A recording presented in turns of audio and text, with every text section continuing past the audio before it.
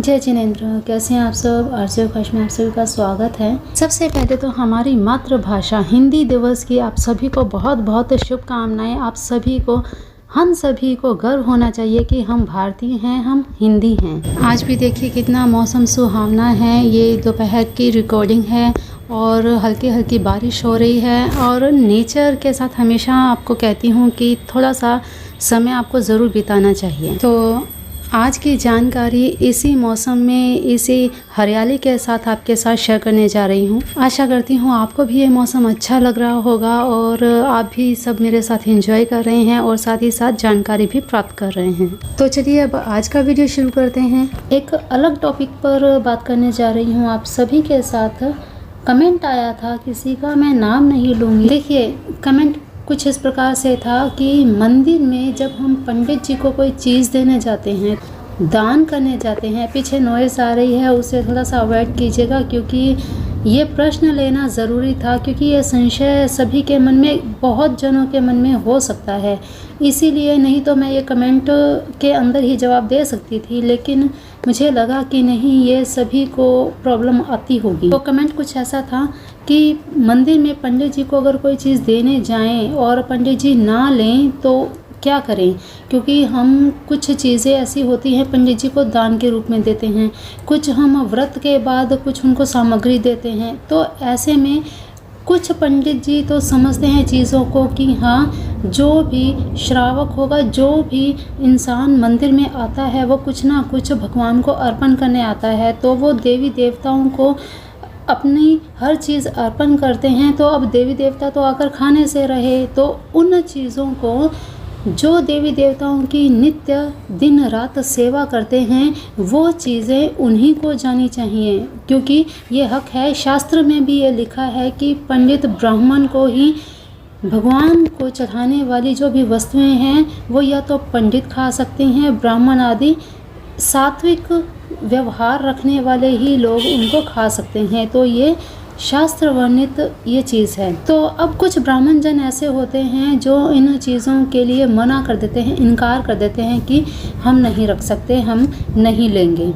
ऐसे में क्या किया जाए। देखिए, अगर कोई वस्तु आप ग्रह के प्रति रख रहे हैं कि आपको किसी ने ग्रह को देखकर बताया है, तो उसी ग्रह के सामने आप वो वस्तु रख सकते हैं। सबसे पहले तो ये जान लीजिए कि दान, अगर आप कुंडली आदि में विश्वास रखते हैं, तो जब तक आपको पूरी अच्छी से जानकारी ना हो कि ये वस्तु, ये कलर, ये चीज़ें आप दान कर सकते हैं, तो आप उन वस्तुओं को दान मत कीजिए।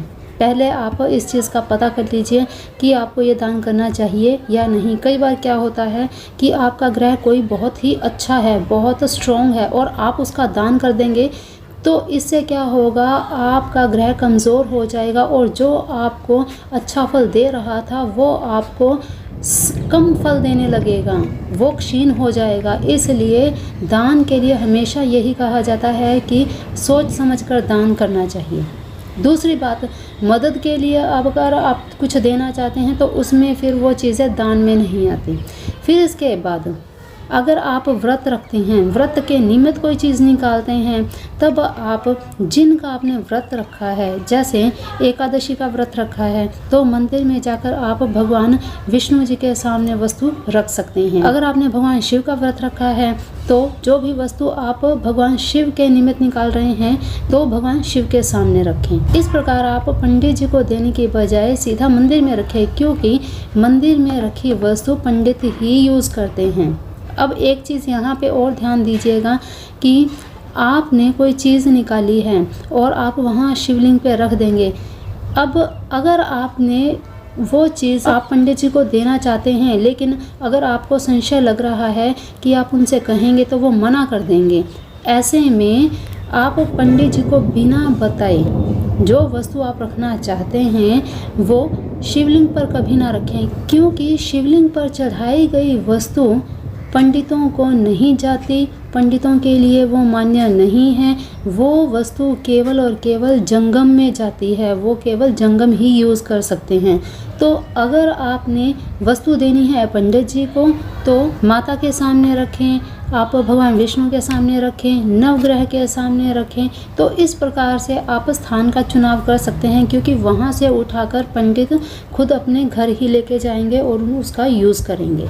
और हाँ, अगर आपने वस्तु रख दी है, वस्तु रखने के बाद मन में ये संशय मत रखें कि हाँ मैंने वस्तु रख तो दी है, पता नहीं क्या होगा, पंडित जी सामग्री को उठाएंगे क्या नहीं उठाएंगे, इसका क्या करेंगे, वो सब छोड़ दीजिए। आपने अपना कर्म कर दिया और आप उस चीज़ को भूल जाइए, क्योंकि किया गया दान हमेशा भूल जाना चाहिए। उसे याद नहीं रखना चाहिए कि मैंने फलाने को दान दिया था, वो उसका पता नहीं कैसे यूज़ करा होगा। आपने अपनी सच्ची श्रद्धा के साथ दान किया है तो उस चीज़ को ये भूल जाइए कि आपने अपने पास से उसे दे दिया है। और उसके बारे में सोचना, उसके बारे में कुछ भी किसी के साथ डिस्कशन करना, ये चीज़ें आपको पूर्णतः उस चीज़ से अलग नहीं करती। इसलिए जो चीज़ दान दे दी जाती है उसे पूर्णतः त्याग दें। उसे कभी भी फिर दोबारा याद ना करें कि हाँ मैंने उसे ये दान दिया था, मैंने उसे ये चीज़ दी थी, अब मुझे उसका फल मिलेगा। कभी भी कोई भी चीज़ फल की इच्छा ना रखें, निस्वार्थ भाव से करेंगे तो उसका फल आपको अपने आप ही मिल जाएगा। आई होप विशेष जिनको ये जानकारी चाहिए थी उन्हें इस वीडियो के माध्यम से उन्हें जवाब मिल गया है। और जवाब मिल गया है तो कमेंट बॉक्स में ज़रूर बता दीजिएगा कि आपको आपका जवाब मिल गया है। हाँ, अगर फिर भी कोई भी आपके मन में संशय है तो टेलीग्राम पर मैसेज कर लीजिए पर्सनल, या फिर इंस्टाग्राम पर भी आप पर्सनल मैसेज कर सकते हैं। इसी वीडियो के डिस्क्रिप्शन बॉक्स में लिंक दिए हुए हैं इंस्टाग्राम और टेलीग्राम के। तो चलिए अभी के लिए इतना ही। मैं इस टाइम में बना रही हूँ, पीछे बच्चों की आवाज़ भी आ रही है, तो इससे आप इस चीज़ को मैनेज कर लीजिएगा।